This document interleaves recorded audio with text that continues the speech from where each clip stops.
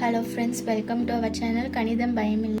Last video la example 1.16 la நம்ம where problem எப்படி solve பண்றதுன்னு பார்த்தோம். Next sum example 1.17 அதுல என்ன question கொடுத்திருக்காங்கன்னா இரு விகிதமுறு எண்களின் பெருக்கற்பலன் -2/3 ஓர் எண் 3/7 எனில் மற்றொரு எண்ணை காண்க.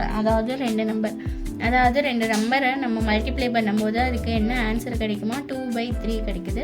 அதில் ஒரு நம்பர் கொடுத்துட்டாங்க 3/7. இப்போ இன்னொரு நம்பர் என்ன அப்படின்னு சொல்லி கண்டுபிடிக்க சொல்லியிருக்காங்க. ஃபஸ்ட்டு நம்ம கொடுத்துருக்கிற கொஸ்டினை நல்லா ரீட் பண்ணாலே நமக்கு ஹிண்ட் கிடைக்கும். அதை வச்சு நம்ம அடுத்தடுத்த ஸ்டெப்ஸ்லாம் செஞ்சிடலாம். இப்போ ஃபைன் கொடுத்துருக்காங்க. அதாவது இப்போ எக்ஸு ஒய் இந்த ரெண்டு நம்பரை மல்டிப்ளை பண்ணால் நமக்கு என்ன நம்பர் கிடைக்குமா -2/3. அதாவது எக்ஸையும் ஒய்யவும் நம்ம மல்டிப்ளை பண்ணும்போது -2/3ங்கிற ஆன்சர் நமக்கு கிடைக்கும். இதில் ஒரு நம்பர் கொடுத்துட்டாங்க, அதாவது 3/7ங்கிற நம்பர் கொடுத்துட்டாங்க. இப்போ நம்ம x = 3/7 நாமளாக அசியூம் பண்ணிக்கிறோம். x = 3/7 எடுத்துக்கிறோம். இப்போ அந்த எக்ஸுக்கு பதிலாக நம்ம என்ன பண்ணுறோம் 3/7. இப்போ நம்ம ஒய்ங்கிற நம்பர் நமக்கு என்னன்னு தெரியாது, அதுதான் இப்போ நம்மளை கண்டுபிடிக்க சொல்லியிருக்காங்க.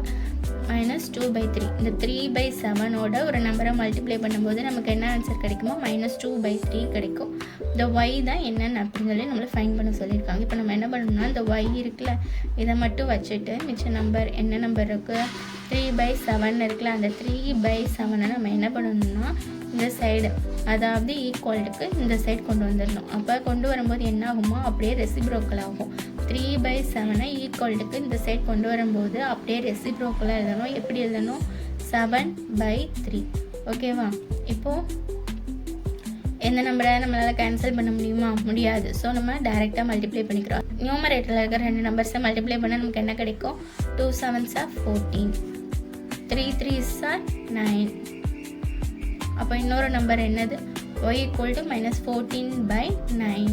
ஈக்குவலுக்கு அந்த சைடு வந்து நம்ம 3/7 கொண்டு வந்திருக்கோம். 3/7 ஈக்குவலுக்கு ஆப்போசிட் சைடு வரும்போது என்ன ஆகும்னா ரெசிப்ரோக்கலாக சேஞ்ச் ஆகும் 7/3. எதுக்காக அப்படி சேஞ்ச் ஆகுது அப்படின்னா நம்ம லாஸ்ட்டு சம்மில் பார்த்தோம் ஒய்யை மட்டும் வச்சுட்டு இன்னொரு நம்பரை வந்து ஆப்போசிட் சைட் கொண்டு போகும்போது ப்ளஸ் நம்பராக இருந்துச்சுன்னா மைனஸாக மாறும், மைனஸ் நம்பராக இருந்துச்சுன்னா ப்ளஸ் நம்பராக மாறும் பார்த்தோம்.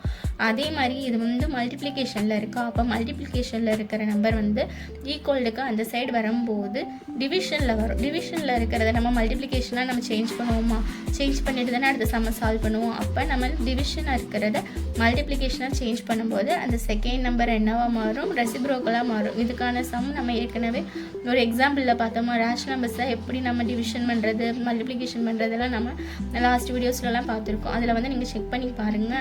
அதில் வந்து நம்ம டீட்டெயிலாக நம்ம போஸ்ட் பண்ணியிருப்போம்.